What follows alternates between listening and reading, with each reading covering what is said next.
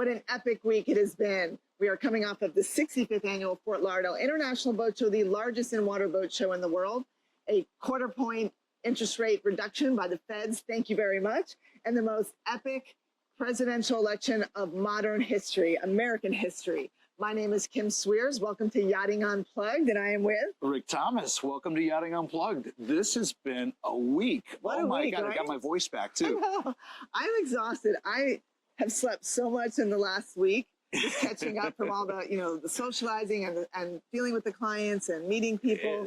What a great show it was. It is what it's all about. Yes. And I tell people, I don't think I've worked the Fort Lauderdale Boat Show harder in the last decade than this past one, because there's so much happening. There's so many things in the air. There's so much energy, so many people to talk to try to bring it all together, to connect the dots and really get your head around what's happening in our industry and our country right now. Couldn't agree more. And they say the pace of the leader sets the pace of an organization or the industry.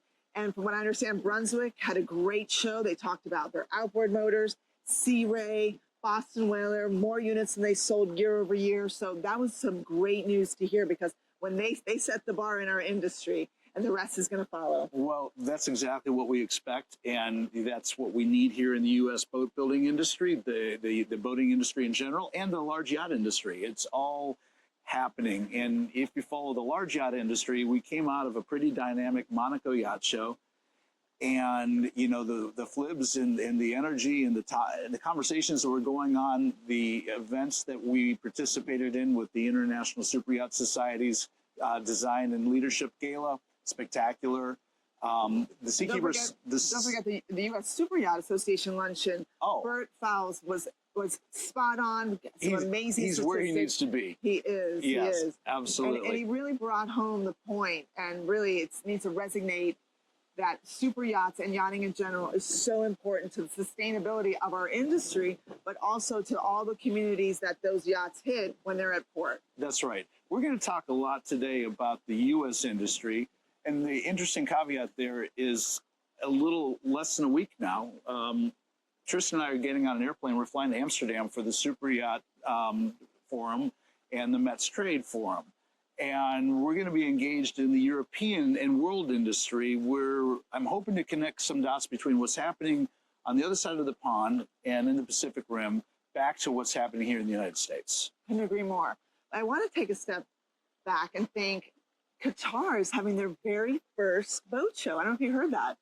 Very first one. I had not. 90 yachts are on display. It's actually going on right now. And I'm so excited about that, because whenever we have a birth of a new boat show, it means that that area is expanding and growing. So hats off to them on that. Yeah, and that's not far from Dubai. I had been doing the Dubai boat show for many years, and I remember when that really started off, and it brought a huge amount of yachting industry into Abu Dhabi and the Emirates, and those are positive attributes. These are good things, even though they're not happening here in the United States. It's good for our industry in general. No, yachting worldwide is so important to not just the social side, but the economic side of what they bring to every single community, every single country. Yes. I've had the luxury to travel with a friend of mine that has a mega yacht.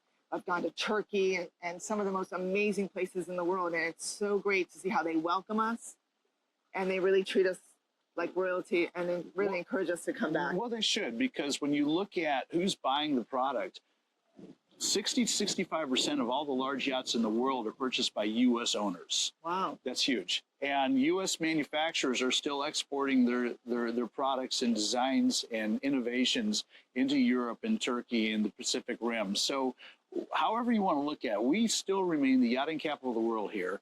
And our innovations, our resources, our wealth supports so much of the worldwide boating industry. And the city of Fort Lauderdale, Broward County has really stepped up. I spoke at a city commission meeting, I think like 5 years ago, on behalf of Suntex. I had recently come off of a trip to Turkey and brought my experience firsthand to the commission. I spoke of my experience and how Turkey was really making pathways for all the yachts to visit, and brought what I just experienced. They passed it unanimously to move forward with Suntex to have that mega yacht Marina, which is now La Solis Marina. Yeah, we're going to have to go over there one of these days and do a little conversation on those docks. And you bring up a good point, because the Fort Lauderdale International Boat Show is a 7-location millions of square footage, 1,000 vendors, 1,300-ish boats, I believe, on display. But my point being is of those 7 locations, all of them have gone through a dramatic either renovation or redevelopment. And I hats off to the county, to the city, and all of the people involved in really all those projects. And I look forward, you and I are going to make the commitment to visit all of them. Absolutely. In a little bit coming up, we're going to start with Megan Legacy and Pier 66. Oh, great. Really excited about that project. It's now almost done. Well, and that's a good takeaway, because we just went through a boat show that I thought was phenomenal. Every one of those sites is currently under development. Yeah. There is work going on, yet we had a boat show where you didn't really realize that. No, that was kind of in the background. The show seemed like no different than any other, and it was kind of remarkable. They could keep all that construction and all of that development happening and still run these boat shows as well as they did. Couldn't agree more. And imagine when it's actually the ribbon cuttings are done. Oh, yeah. And it's all fully functional, how incredible this boat show is going to be. Absolutely. And not just that, but just the yachting community in general is really going to come here. They're going to choose it not only for a final destination, but for repairs and many other things. So I want to segue a little bit, because you started this conversation talking about how we just experienced probably one of the most dynamic political events of my lifetime, your lifetime, almost certainly. I realized going into the election that this was going to be a conversation of the country. And what came out of this election, you can't deny there's now a mandate. All metrics were met. I agree. And so what I've always supported and enjoyed in our conservative party, and I think our current president-elect has done a good job of bridging the gap between both parties in how he's building his vision for a new administration, is pro-business, reduce taxes, making the opportunity to build your entrepreneurial business better with less government. And you also left out access to waterways. They're really putting a lot of money into the marinas and the ramps and all these ports of calls to really cater to our industry, which is super important. And thanks to Frank and his team at the NMMA, we are working on the right whales, and obviously collaboration between technology companies as well as government agencies, where we can coexist, if you will, with the whales. That's important. That's important. I think when you look at these big wind farms that they're creating on the ocean without any real regard to the environmental impact, because it's all about trying to create more green energy, yet the efficiencies of these wind farms are nominal, really. It's time to maybe take a relook at this, because there are potentially better ways that are more environmentally friendly.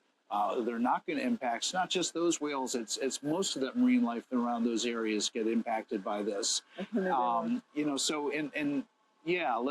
Let's be realistic about I'd like to read what Frank said, his press release. Frank Hogelmeyer, Sure. President and CEO of the National Marine Manufacturers Association, as we know it as the NMMA. Yep. He writes and announced, on behalf of the more than 36,000 businesses that make up the recreational boating industry, we extend our congratulations to President-elect Trump.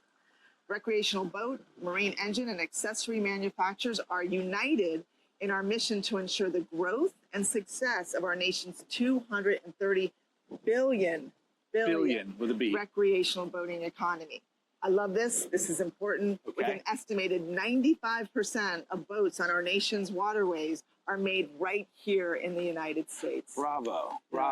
It's really great to see that. That's wonderful So to see boating that. is an American sport. It's an American-made sport. And with the current administration handing it off to a very pro-American administration, we're looking forward to what's to come. Well, Kim, that is nothing but good news, but it does cause me to reflect a little bit, because those that follow my Yachting USA podcast will know that I talk about where we once were as a boat building industry here in North America and where we are now. And I point out that when I got started in this industry so many years ago, there was over 45 shipyards in North America building cruise-served yachts. It's less than a dozen. It's probably closer to half a dozen that are actively now still engaged in that type of business. So what's happened there? I think we've lost a lot of that because the yacht building industry has not declined. It's grown over the last three decades significantly. So we've lost it to foreign competition. It's the smaller boats that are making up that 95%. And that is, as you pointed out, the huge economy.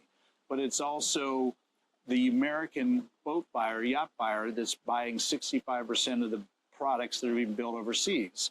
So there might need to be a realignment. And that'll be interesting under the new administration because they do talk about tariffs and trying to create more of a level playing field.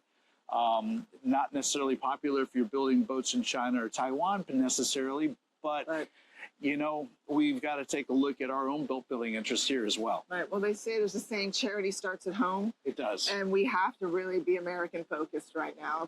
Be more excited about what's to come. Yeah, no, I love this. And I think that we are on the cusp of some really amazing, great economies coming our way.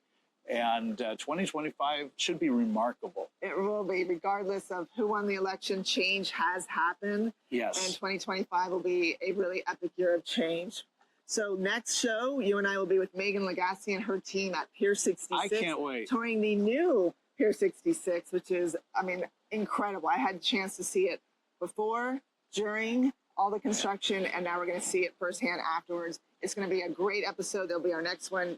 Do not want to miss it. No, you know what I admire about what they did there too is, yeah, they've built complete new infrastructure, docks. It's gorgeous, but they maintained the iconic hotel, the tower, and they're gonna return it to its functionality. They have 12 restaurants there.